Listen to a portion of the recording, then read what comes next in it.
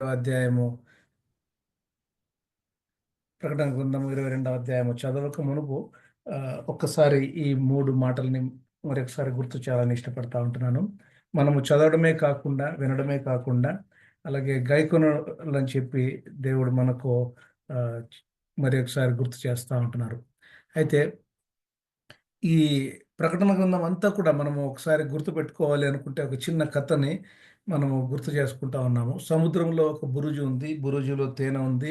తేనె తిన్నాను అన్నటువంటి 4 పదాల నుండి మొదటి అక్షరాలు ఒక్కొక్క అక్షరం తీసుకుంటే సంగములు, ముద్రలు, బూరలు, రు రూపములు, తెగుళ్ళు, అలాగే నాశనములు, నూతనములు అన్నటువంటి 7 అక్షరాల నుండి, 7 పదాల నుండి, 7 అంశములను మనము ప్రకటన గ్రంథము 22 అధ్యాయంలో మొత్తము ప్రకటన గ్రంథం 22 అధ్యాయాలు మనము చూసుకుంటూ వచ్చాం. అయితే ఇక్కడ ప్రత్యేకంగా ఈ ప్రకటన గ్రంథము లో ఉన్నటువంటి ఆహ్, అనేక అంశాలను మనము ఈ సాహిత్యపరకంగా, తర్వాత ఉపమాన రూపకంగా ఇలాగ చూసుకుంటూ వచ్చాము. కానీ మనకి ప్రవచనాత్మకంగా, ఆత్మీయంగా అభ్యాసం చేసే 3 అంశాలను మనం ఎక్కువగా చూసుకుంటూ వచ్చాం. 7 సంఘాలు, అలాగే 7 ముద్రలు, 7 ఆహ్ ఇవన్నీ కూడా మనం చూసుకుంటూ వచ్చాం. 22వ అధ్యాయంలో ఉన్నటువంటి ఈ, ఈ వచనాలన్నిటిని నేనిప్పుడు చదవడం లేదు. మనం అందరము చదువుకొని వచ్చి ఉంటాము అని అనుకుంటా ఉన్నాము. అయితే ఆహ్, ఈ 21, 22 అధ్యాయాలను మనము మిళితముగా చూసుకుంటే, కలిసి చదువుకుంటే 21, 22 అధ్యాయాలలో చివరి దినాలు, ఇంకా నూతన యెరూషలేము, ఆహ్, తర్వాత నూతన ఆకాశము, నూతన భూమి అన్నటువంటి అన్ని 7 నూతనముల గురించి మనము చదువుకుంటూ, నేర్చుకుంటూ వచ్చాం. 22వ అధ్యాయంలో ఇది కంక్లూజన్‌గా అంటే ఫైనల్‌గా తర్వాత ఫైనల్ ఇన్విటేషన్ కూడా దేవుడు ఇస్తున్నట్లుగా కూడా మనం చూస్తా వస్తుంటున్నాం.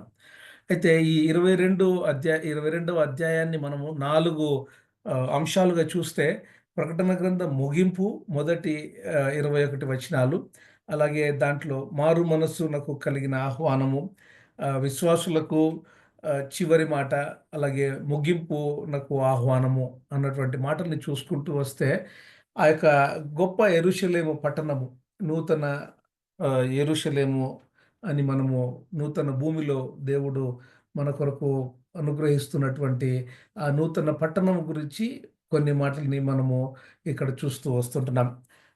స్ఫటికము వలె మెరయినట్టి ట్రాన్స్‌పరెంట్ అంటే ఒక గ్లాస్ లాగా ఉండేటటువంటి ఆ సిటీ అంతా కూడా జీవజలములు నది ప్రవహిస్తూ, ఆ నదికి యువతలను, అవతలను జీవ వృక్షము ఉండెను. ట్రీ ఆఫ్ లైఫ్ అని. తర్వాత శాపం ఇంక లేదు. రాత్రి ఇక ఉండదు.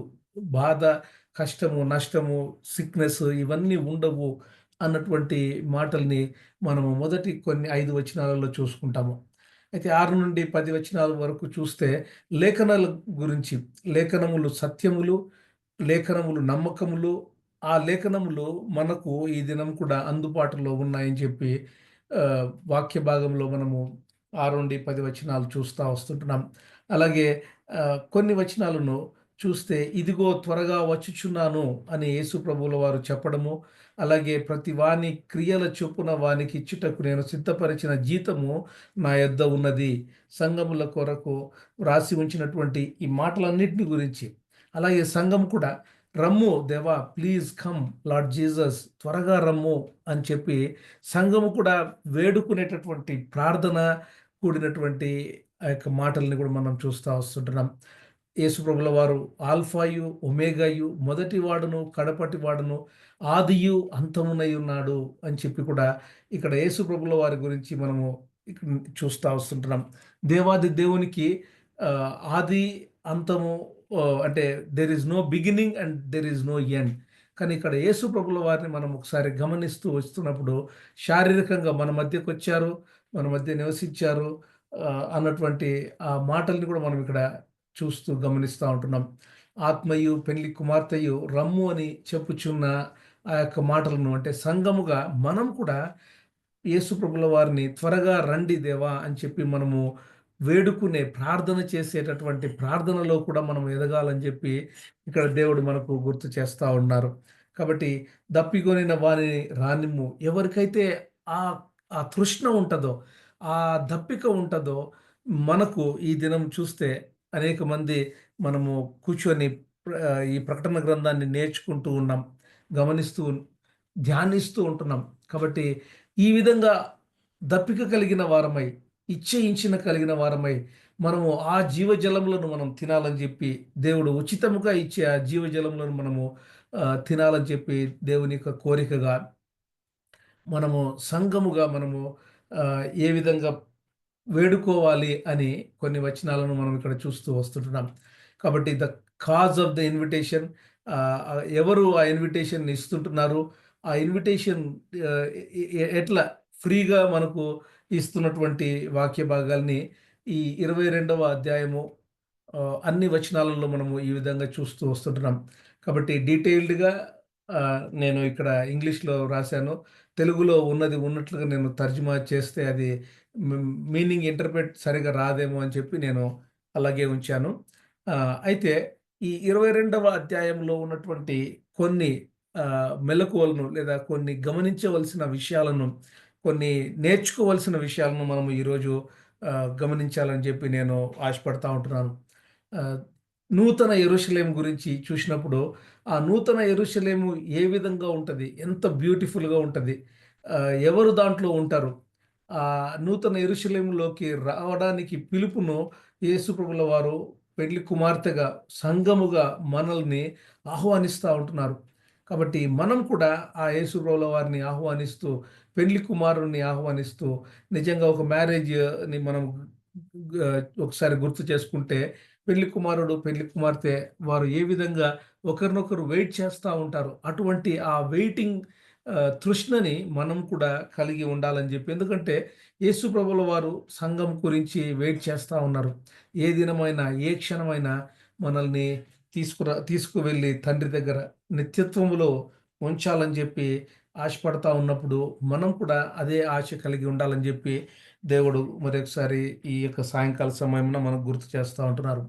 అయితే ఇక్కడ 3 అంశాలని చూస్తే జీవజలము, ద వాటర్ ఆఫ్ లైఫ్, జీవ వృక్షము, ట్రీ ఆఫ్ లైఫ్ అని చెప్పి, తర్వాత మూడవది ఇదిగో నేను త్వరగా వచ్చుచున్నాను అని, ఈ ప్రకటన గ్రంథంలో ఈ 3 అంశాలు అక్కడక్కడ వినిపింపబడతా ఉంటాయి. వాటర్ ఆఫ్ లైఫ్ అనేది 21 అధ్యాయంలోను, 22 అధ్యాయంలోను 3 చోట్ల మనము గమనిస్తా వస్తుంటున్నాం. అలాగే ట్రీ ఆఫ్ లైఫ్ అనేది జెనిసిస్‌లోను, తర్వాత ఇక్కడ ప్రకటన గ్రంథంలో కూడా మనము కొన్ని చోట్ల ప్రస్తావించినటువంటి ఆ ట్రీ ఆఫ్ లైఫ్, జీవ వృక్ష ఫలములు తినమని చెప్పి దేవుడు ఆహ్వానించడము మనకు ఇక్కడ మనం చూస్తా ఉంటున్నాం. అలాగే చివరిగా ఇంకొక మాటని ఆహ్, మనం చూస్తే ఇక్కడ ధన్యతలు, మత్తయి సువార్త 5వ అధ్యాయంలో ఏ విధంగా అయితే ధన్యతలు ఉన్నాయో, ప్రకటన గ్రంథంలో కూడా 7 ధన్యతలు మనం చూస్తా ఉంటున్నాం. దేవుడు 7 ధన్యతలను మనకిక్కడ వ్రాసి ఉంచారు. సమయము సమీపించినది గనుక ఈ ప్రవచన వాక్యములు చదువువాడును, వాటిని విని ఇందులో వ్రాయబడిన సంగతులను గైకొను వారును ధన్యులు. కాబట్టి నీవు నేను వింటున్నాము. మనము వినడమే కాదు, గ్రహిస్తూ గైకొనడము, అప్లై చేసుకునేటటువంటి బిడ్డలముగా, ధన్యత పొందేటటువంటి బిడ్డలముగా ఉండాలని జెప్పి దేవుడు మనకు గుర్తు చేస్తా ఉంటున్నారు. అలాగే 14, 13లో కూడా ఇప్పటి నుండి ప్రభువునందు మృతునందు వారు మృతులు ధన్యులు అని చెప్పి కూడా వాక్యం మనము చదువుకుంటున్నాం. అలాగే 16లో ఇంగ్లీష్‌లో 15వ వచనము, తెలుగులో 16వ వచనములాగా ఉంది. ఇదిగో నేను దొంగ వలె వచ్చుచున్నాను. తాను దిగంబరుడుగా సంచరించినందున జనులు తన దిశములను చూతురేమో అని మెలకువగా ఉండి, అంటే మనం ఎప్పుడు కూడా ప్రిపేర్డ్‌గా ఉండాలి అని. అంటే రక్షణ వస్త్రాలను మనము కాపాడుకొనుటూ, రక్షణ వస్త్రాలను ధరించుకుంటూ, యేసు ప్రభుల వారు రాకడ కొరకు లేదా ర్యాప్చర్ గురించి మనము ఎప్పుడు ఏ క్షణమైనా కూడా, ప్రతి క్షణం కూడా మనము ఆ యొక్క అవగాహన కలిగి, ఆ పర్సెప్షన్‌ని కలిగి బ్రతుకుతూ ఉండాలని చెప్పి దేవుడు మనకు మరొకసారి ఇక్కడ అటువంటి వారిని ధన్యులుగా పోలుస్తూ ఉంటున్నారు. 9వ అధ్యాయంలో కూడా గొర్రెపిల్ల పెండ్లి విందుకు పిలువబడిన వారు ధన్యులని వ్రాయుము. అంటే ఆ యొక్క పెండ్లి విందుకు పిలువబడేటటువంటి వారు కూడా ధన్యులు అని చెప్పి ఇక్కడ మనం చూస్తా ఉంటున్నాం. అలాగే ఐదవదిగా మొదటి పునరుత్థానములో పాలుగలవారు ధన్యులు. పరిశుద్ధులునై ఉందురు. అంటే మొదటి పునరుత్థానంలో ఎవరు ఉంటారు? సంఘము ఉంటది. ట్రిబులేషన్ సెయింట్స్ ఉంటారు. వీరందరూ కూడా మొదటి పునరుత్థానంలో ఉంటారు కాబట్టి వారందరూ కూడా ధన్యులు అని చెప్పి దేవుడు మరొకసారి గుర్తు చేస్తా ఉంటున్నారు. ఆరవదిగా నేను త్వరగా వచ్చుచున్నాను. ఈ గ్రంథములోని ప్రవచన వాక్యములను గైకొనువాడు. ఈరోజు మనం వింటున్నాం. వినడమే కాదు, అప్లై చేసుకుంటూ ఆ మెలకువలతో బ్రతకాలని చెప్పి అటువంటి వారైతేనే ధన్యులు. ఆ ధన్యత కలిగిన బ్రతుకును మనం బ్రతకాలని చెప్పి దేవుడు గుర్తు చేస్తా ఉంటున్నాడు. 22:14లో జీవ వృక్షమునకు హక్కు గలవారై గుమ్మముల గుండా ఆ పట్టణములోనికి ప్రవేశించునట్లు తమ వస్త్రములను ఉదుకుకొనువారు ధన్యులు. కాబట్టి మనం కూడా ఆ జీవవృక్ష ఫలములు తినేందుకు ఆ పట్టణమునకు మనము వెళ్ళాలనే ఆశ కలిగిన వారమై మన యొక్క పాపములను మనము క్రీస్తు ప్రభుల వారి రక్త ప్రోక్షణలో కడుగుకుంటూ ప్రతి దినము ప్రతి క్షణము మనము ఆయన యొక్క రాకడ కొరకై వేచి చూస్తూ ఉండాలని చెప్పి దేవుడు మనకు గుర్తు చేస్తూ ఉంటున్నారు. అయితే కొన్ని అప్లికేషన్ పాయింట్స్ని మీ మధ్యకి తీసుకురావాలని ఇష్టపడతా ఉంటున్నాను.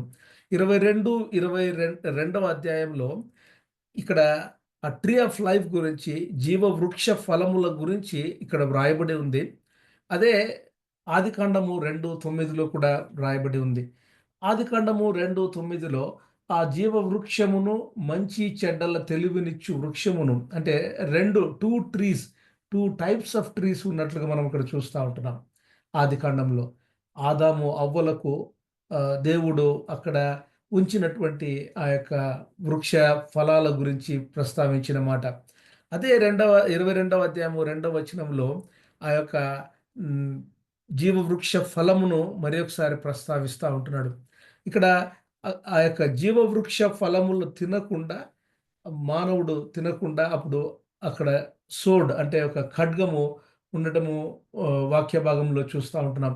కానీ ఆ ఖడ్గము యేసు ప్రభుల వారి మీద తను ఆ యొక్క మన యొక్క పాపములను, మన యొక్క శాపములను ఆయన భరించి ఆ ఖడ్గాన్ని తీసేసినట్లుగా ఒకవేళ మనము ఈ దినంలో ఈ సంఘముగా ఈ కృపాకాలంలో ఉంటున్న నీవు నేను మనల్ని మనం కూడా ఆ ఖడ్గము చేత అంటే ఒక సెల్ఫ్ డినయల్ మన సెల్ఫ్‌ని మనము ఎప్పుడైతే చంపుకుంటామో అప్పుడు మనం కూడా ఆ యొక్క పరిశుద్ధాత్మ దేవుని యొక్క నింపుదల చేత, నడుపుదల చేత మనము ఈ ప్రత్యక్షతలను, ప్రవచనాలను అర్థం చేసుకొని, మనం ఆ విధంగా బ్రతికేదానికి ఈ భూమి మీద దేవుడు మనకు ఆ అవకాశాన్ని, అటువంటి ఆపర్చునిటీని పరిశుద్ధాత్మ దేవుని ద్వారా మనకి ఇస్తున్నట్లుగా, మనం ఒకసారి పరలోకానికి వెళ్ళిన తర్వాత మనకి ఆ ట్రీ ఆఫ్ లైఫ్ అనేది చాలా క్లియర్‌గా ఇంకా ఎక్కువగా మనం అర్థం చేసుకోవచ్చు. అయితే ఈ 4వ అధ్యాయంలో ఆ యొక్క దేవుని బిడ్డలు దేవుణ్ణి ఆహ్, ముఖాముఖిగా చూస్తారు. They will see face to face అని చెప్పి ఆ యొక్క మాటల్ని మనం చూస్తా ఉంటున్నాం. అక్కడ పగలు అంటూ, రాత్రి అంటూ వ్యత్యాసం ఉండదు. రాత్రి అనేదే ఉండదు. ఎందుకంటే దేవాది దేవుని యొక్క మహిమనే మొత్తము మనకు అక్కడ గొప్ప వెలుగుగా ఉంటది. కాబట్టి ఇంక రాత్రి అనే అవసరతనే ఉండదు. అటువంటి దినము ఏ విధంగా ఉంటదో మానవుడు తన ఇమాజినేషన్‌ని బట్టి ఇదివరకు మనం చూసిన వీడియో అయితేనేమి, ఈ పిక్చర్స్ అయితేనేమి, మనము ఇమాజిన్ చేసుకునేందుకు కొంచెము దేవుడు మానవునికి ఇచ్చిన జ్ఞానమును బట్టి మనం చూస్తా ఉంటున్నాం. కానీ ఇది ఈ విధంగా ఉండకపోవచ్చు. టోటల్లీ డిఫరెంట్‌గా ఉంటదేమో. ఆ యొక్క వైభవమును, ఆయన యొక్క మహిమను, ఆ యొక్క సన్నిధిని మనము చాలా డిఫరెంట్‌గా చూస్తామేమో. కాబట్టి ఇదిగో నేను త్వరగా వచ్చుచున్నాను. నేను త్వరగా వచ్చుచున్నాను. మీకు సిద్ధపరిచిన జీతము నేను ఇస్తాను అని చెప్పి దేవుడు ఇక్కడ మనకు గుర్తు చేస్తా ఉంటున్నాడు. ఎంత త్వరగా వస్తున్నాడు అంటే రెప్పపాటులో మనకి ఆ యొక్క ర్యాప్చర్ జరగొచ్చు. సంఘం ఎత్తబడొచ్చు. లేదా రెప్పపాటులో మనమందరం కూడా యేసు ప్రభుల వారి యొక్క ఆగమనంలో మనము దేవుణ్ణి ఎదుర్కొనవచ్చు. అటువంటి ఆ సడన్ అనే మాటని నొక్కి ఇక్కడ 2, 3 సార్లు మనము ఈ 22వ అధ్యాయంలో చూస్తుంటున్నాం.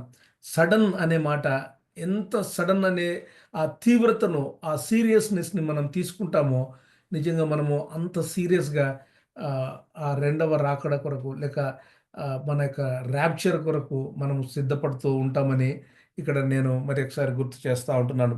జీవజలములు, ద వాటర్ ఆఫ్ లైఫ్ అన్నటువంటి మాటను మనము మొదటి 2, 3 వచనాలలో చూసాం గదా! ఆ యొక్క వాటర్ ఆఫ్ లైఫ్‌ని ఇక్కడ మనము పరిశుద్ధాత్మ దేవునికి సూచనగా కూడా సాదృశ్యంగా కూడా మనము ఒకసారి చూసుకుంటే, నీవు నేను యేసు ప్రభుల వారిని ఏ దినమైతే స్వంత రక్షకునిగా అంగీకరించామో, ఆ దినము నుండి మనకి పరిశుద్ధాత్మ దేవుడు మన హృదయంలో ఉంటారు. పాత నిబంధన గ్రంథములో ఆ యొక్క రక్షణ లేదా పరిశుద్ధాత్మ దేవుడు ఈ కప్పు ఉంది కదా! కప్పుకి పైన లిడ్ ఉంది. ఆ లిడ్‌ని ఏ విధంగా మూసి ఉంచారో, ఆ విధంగా పరిశుద్ధాత్మ దేవుడు దైవ జనుల మీద ఉండేవారు.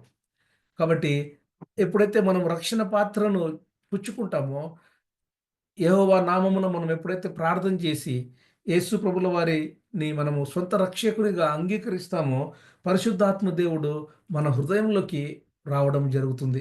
కాబట్టి పాత నిబంధన గ్రంథంలో యెహోవా ఆత్మ నా మీదికి వచ్చి ఉన్నది అని ఇక్కడ మనము వాక్య భాగంలో చూస్తా ఉంటున్నాం. అయితే క్రొత్త నిబంధన కాలంలో పరిశుద్ధాత్మ దేవుడు నీలో, నాలో ఉంటారు. ఎవరైతే తలుపు తీస్తారో యేసు ప్రభుల వారి యొక్క ఇన్విటేషన్‌కి, ఎవరైతే యేసు ప్రభుల వారిని సొంత రక్షకునిగా అంగీకరించుకుంటారో, వారి హృదయములోకి, వారి వారిలో పరిశుద్ధాత్మ దేవుడు ఉండడము, వారిని పరిశుద్ధాత్మ దేవుడు క్రీస్తు ప్రభుల వారి స్వారూప్యంలోకి నడిపించడము జరుగుతది. ఇంకా ఒకవేళ మన ఇండ్లల్లో ఎవరైనా మన యొక్క బిడ్డలైతేనేమి, మన ఎక్స్‌టెండెడ్ ఫ్యామిలీలో ఎవరైనా ఇంకా ప్రభువును సొంత రక్షకునిగా అంగీకరించకుండా ఉంటే, దయచేసి వారి గురించి ప్రార్థన చేసి, వారికి ఇరుగు పొరుగు వారికి ప్రతి ఒక్కరికి మనము ఈ యొక్క సువార్తను చెప్పాలని చెప్పి ఇక్కడ దేవుడు ఈ యొక్క గాస్పెల్‌ని మరొకసారి మనకు గుర్తు చేస్తా ఉంటున్నారు. కాబట్టి ఒకసారి ఈ 3 క్లాసుల్ని మనం గమనిస్తే, మొదటి క్లాస్‌లో నీరు కొద్దిగా మాత్రమే ఉన్నట్లు, రెండవ క్లాస్‌లో ఇంకా కొంచెం ఉన్నట్లు, మూడవ క్లాస్‌లో వాటర్ ఇంకా కొంచెము అంచుల మట్టుకు లేదా 90% మనము చూస్తా ఉంటున్నాం. కాబట్టి మన యొక్క నమ్మిక చొప్పున పరిశుద్ధాత్మ దేవుడు మన జీవితాలలో, మన హృదయాలలో మనల్ని ఆ విధంగా ఆహ్, తన పని నిమిత్తమై వాడుకుంటారు. మన నమ్మిక నిమిత్తము మనము కలుగుతది. కాబట్టి మత్తయి సువార్త 9:29లో గూడా ఉంటది గదా! మీ నమ్మిక చొప్పున మీకు కలుగునుగాక.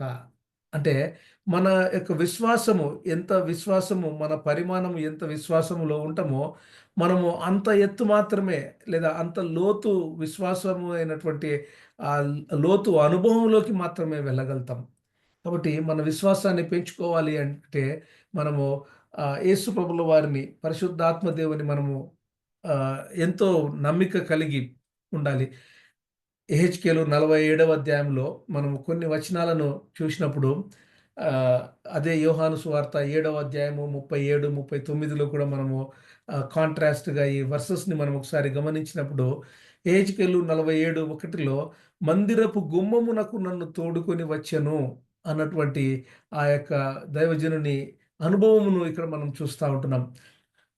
మందిరపు గుమ్మము అంటే, ఆ మందిరపు గుమ్మము దగ్గర ఆ యొక్క నీరు ఆ అంచుల మట్టుకు అంటే నీరు పాదాల మట్టుకు తగులుతా ఉన్నటువంటి ఆ ఎక్స్‌పీరియన్స్‌ని అక్కడ ఆ యొక్క దైవజనుడు వ్రాస్తున్నటువంటి మాటల్ని మనం అర్థం చేసుకుంటే, ఇంకా కొంచెము లోపలికి వెళ్తే ఆ సంఘం ఆ యొక్క మందిరంలోకి వెళ్తే, ఆ మనుష్యుడు కొలనూలు చేత పట్టుకొని తూర్పు మార్గమున బయలు వెళ్ళి 1000 మూరలు కొలచి ఆ నీళ్ల గుండా నన్ను నడిపింపగా అంటే ఇంక కొంచెము లోతైన అనుభవంలోకి వెళ్తున్నట్లుగా.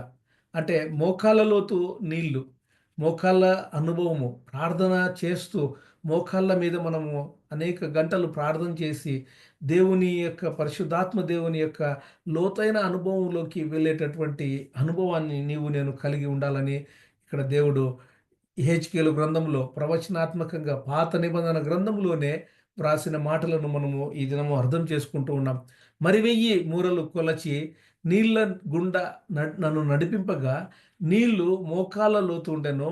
ఇంకా ఆయన 1000 మూరలు ఇంకా కొంచెం లోపలికి పోయినప్పుడు ఆహ్, ఆ నీళ్లు భుజాల మట్టుకు, అలాగే ఆ భుజాల మట్టుకు ఉన్నటువంటి నీరు ఇంకా ఇంకా లోతైన అనుభవంలోకి వెళ్తూ ఉన్నప్పుడు నీళ్ళల్లో ఏ విధంగా అయితే ఒక మనుషుడు ఈత చాలా తేలికగా ఈత ఆడుకుంటూ, స్విమ్ చేసుకుంటూ వెళ్తాడో, అటువంటి అనుభవంలోకి నీవు నేను వెళ్ళాలని చెప్పి, ఇక్కడ ఆ జీవజలములు, వాటర్ ఆఫ్ లైఫ్‌ని పరిశుద్ధాత్మ దేవునికి సాదృశ్యంగా, పరిశుద్ధాత్మ దేవుని యొక్క లోతైన అనుభవంలోకి మనము వెళ్ళేటటువంటి ప్రవచనాత్మకమైన యెహెజ్కేలు గ్రంథము 47వ అధ్యాయంలో ఉన్నటువంటి వచనాలను మనము ఈ దినము అర్థం చేసుకుంటూ ఉంటున్నాం. నీవు నేను రక్షణ పొంది ఒక విశ్వాసిగా ఆ మందిరములోకి అడుగుపెట్టినప్పుడు నీళ్లు కాళ్ళ మట్టుకు, ఆహ్, పాదాల మట్టుకు తగిలేటటువంటి అనుభవంలోనే ఉన్నామా? లేదా ఇంకా కొంచెం లోతుకు పోయి నీ మోకాళ్ళ లోతు అనుభవంలోనే ఉన్నామా?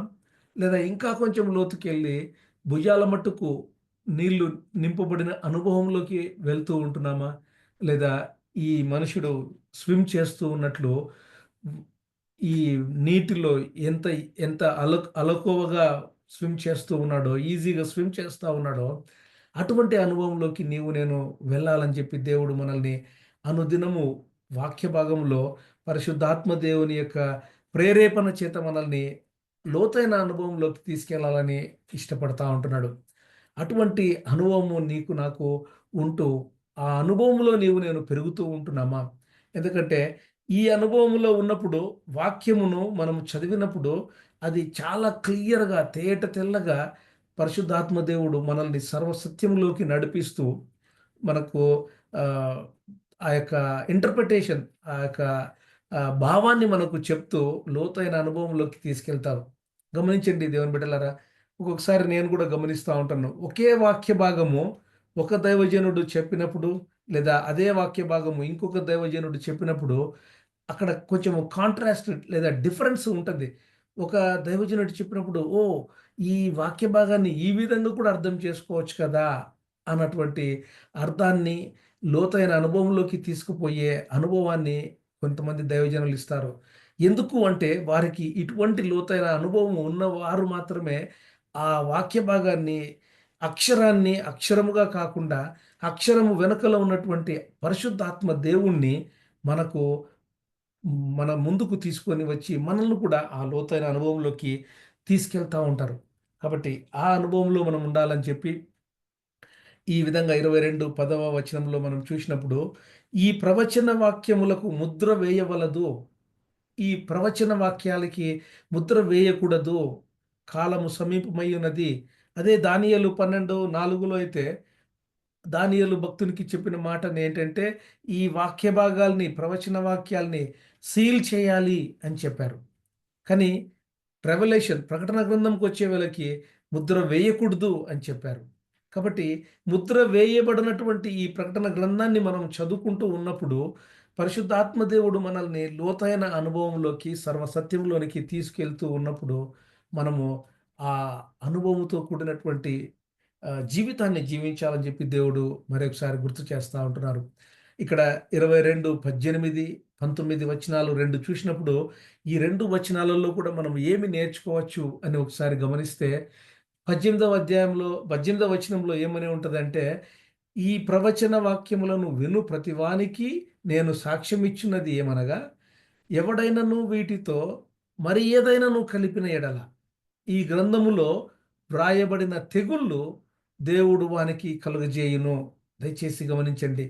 మనము వాక్య భాగానికి ఏదైనా తోడు చేస్తే మనము ఎంత శాపగ్రస్తులమైతామో, దేవుడు ఆ యొక్క తెగుళ్ళు వాడి మీదికి తీసుకొని వస్తారు అని ఈ వాక్యము సత్యమును, నమ్మకమును అయి ఉన్నటువంటి ఈ వాక్యమును మనము అర్థం చేసుకుంటే, దయచేసి దేవుని బిడ్డలారా, మనము దేవుని యొక్క వాక్యానికి లేదా దేవుని యొక్క ఆహ్, ఆ యొక్క వాక్యానికి, ఆయన యొక్క పనులకు మనం ఏమాత్రం కూడా మరి ఒకటి చేకూర్చకుండా ఉన్నది ఉన్నట్లుగా అర్థం చేసుకుంటూ మనము దేవుణ్ణి ఆహ్, ఈ ఈ యొక్క మాటని బట్టి నేను ఆహ్, గుర్తు చేస్తా ఉంటున్నాను. ఒకవేళ ఆ వచనము ఎవరైనా యాడ్ చేస్తే వాళ్ళు లీగలిజం గాను, సబ్ట్రాక్ట్ చేస్తే అంటే తీసేస్తే అంటే ఏంటంటే కొన్ని ఆహ్, కొన్ని వాక్య భాగములలో కొన్ని ఉంటాయి. వాటిని మనము తీసేసామనుకోండి, మనము టూ మచ్ ఆఫ్ లిబరలిజం అంటే ఇంకా గ్రేటర్ గ్రేస్ అనే ఒక మినిస్ట్రీ వాళ్ళైతే ప్రతీదీ కూడా చాలా లైట్‌గా తీసుకుంటారు. ఎందుకంటే ఇంక మనం కృపకాలంలో ఉన్నాం గదా! కృపకాలంలో ఉన్నాం గదా! అని కృపను ఎక్కువగా హైలైట్ చేస్తూ ప్రతీదీ కూడా చాలా ఈజీగా తీసేసుకుంటూ ఉంటారు. ఒకవేళ ఈజీగా తీసేసుకుంటూ అంటే వాక్య భాగంలో ఉండేది కూడా తీసేసామంటే మనము టూ మచ్ ఆఫ్ లిబరలిజం అంటే ఇంకా ఆహ్, ఆహ్, చాలా ఉదారసీనమైనటువంటి ఆహ్, యాటిట్యూడ్‌లోకి వెళ్ళిపోయి కల్తీ క్రైస్తవులముగా మనము అయిపోతాం. కాబట్టి లీగలిజంలోకి వెళ్ళకూడదు. అంటే చాలా టూ మచ్ ఆఫ్ ఫారసిజంతో కూడిన రూల్స్ అండ్ రెగ్యులేషన్స్ వాక్య భాగంలో ఉన్నవి, లేనివి అన్నీ కలిపి ఇంకా చాలా టూ మచ్ ఆఫ్ రూల్స్ పెట్టేసుకుంటారు. కొంతమంది కొన్ని చర్చెస్ నాకు తెలుసు నేను ప్రస్తావించడం లేదు కానీ ప్రతిదీ కూడా పూసగుచ్చి, పూసగుచ్చి వాక్య భాగంలో లేనిది కూడా యాడ్ చేసి ఇట్లా ఉంది గదా! ఇట్లా ఉంది గదా! అని. ఇంకా కొంతమందైతే ఆహ్, వాక్య భాగంలో ఉండేటివి లైట్ తీసేసుకొని ఏముందిలే దాంట్లో ఏముందిలే దేవుడు క్షమిస్తాడు, దేవుడు క్షమిస్తాడు అని ఉంటది. కానీ మనము ఈ ఎక్స్‌ట్రీమ్‌లో ఉండకూడదు, ఆ ఎక్స్‌ట్రీమ్‌లో ఉండకూడదు. చాలా జాగ్రత్తగా వాక్య భాగంలో ఉన్నది ఉన్నట్లుగా మనం అర్థం చేసుకుంటూ పరిశుద్ధాత్మ దేవుని ఇచ్చేటటువంటి ఇంటర్ప్రిటేషన్‌లో మనము బ్రతుకుతూ ఉండాలని చెప్పి దేవుడు గుర్తు చేస్తూ చివరికి ఏ విధంగా మనం బ్రతుకుతున్నాం? ఎటువంటి మార్గంలో ఉంటున్నాం? ఆ ఇటర్నల్ పనిష్మెంట్ వైపు వెళ్తున్నామా? లేదా ఇటర్నల్ లైఫ్ వైపు వెళ్తా ఉంటున్నామా? మన జీవితాలలో మనకు ఇవి రెండిట్లో ప్రాముఖ్యమైనది ఇటర్నల్ లైఫ్. ఆ జీవ జలములు పారేటటువంటి అనుభవములోకి వెళ్తూ, ఆ జీవ వృక్ష ఫలములను తినేటటువంటి ముందు జీవితాన్ని మనము నూతన యెరూషలేములోకి, నిత్యత్వములోకి మనం వెళ్ళాలని జెప్పి దేవుడు మనకు గుర్తు చేస్తా ఉంటున్నాడు. ఈ మాటలన్నీ వింటూ ఉన్నప్పుడు ఆ యొక్క యోహాను భక్తుడు ఆ దేవదూతకి నమస్కారము చేస్తా ఉంటే ఆ దేవదూత ఏం చెప్తారంటే, "లేదు, లేదు నేను కూడా నీలాగే నీ మధ్యలో ఉన్నటువంటి ప్రవక్తల వలె నేను సహదాసుడను" అని చెప్పి చెప్తా ఉంటారు. అక్కడ చెప్పినటువంటి ఆ వాక్య భాగాన్ని బట్టి కూడా మనం ఏం నేర్చుకోవాలి అంటే, మనం కూడా ఒక్కొక్కసారి కొంతమంది దైవజనులను లేదా గాడ్ సర్వెంట్స్‌ని మనము చాలా ఉన్నతమైన స్థానంలో పెట్టి, మనము చాలా ఆరాధించేటటువంటి యాటిట్యూడ్‌లోకి ఒకవేళ తెలిసి తెలియక వెళ్తూ ఉంటామేమో. వారు కూడా కేవలము మానవులు, మన వలె మానవులు అని మనము గమనిస్తూ వాళ్ళని అప్రిషియేట్ చేయొచ్చు. వారి యొక్క విధేయతను బట్టి మనము వారిని అప్రిషియేట్ చేయొచ్చు కానీ వాళ్ళ యొక్క జపం వేసుకుంటూ, వారు ఇంకా ఎక్కడికి పోయినా కూడా మనము వారి పేరును ఉచ్చరిస్తూ ఉండేటటువంటి ఆహ్, మనము చేస్తా ఉన్నటువంటి యాటిట్యూడ్‌లో ఉంటే, మనం దాని మీనింగ్ ఏంటంటే, యోహాను భక్తుడు ఇమ్మీడియేట్‌గా దేవదూతకు ఏ విధంగా నమస్కారం చేసి ట్రై చేశాడో, ఆ విధమైనటువంటి బ్రతుకులో ఉన్నట్లుగా మనము ఉంటామండి. కాబట్టి ఇంకొక మాటను కూడా నేను గుర్తు చేయాలని ఇష్టపడతా ఉంటున్నాను. చాలామంది ఆహ్, ఒకవేళ సువార్త చెప్పేతప్పుడు లేదా సాక్ష్యం చెప్పేతప్పుడు యేసు ప్రభువును ఇంట్రొడ్యూస్ చేయాలంటే ఒక్కొక్కసారి ఒక ఒక దైవజనుడిని లేదా ఒక దేవుని బిడ్డను తీసుకొని, ఆ దేవుని బిడ్డను చూపిస్తూ యేసు ప్రభువును ఇంట్రొడ్యూస్ చేస్తారు. అది రివర్స్ ఆర్డర్.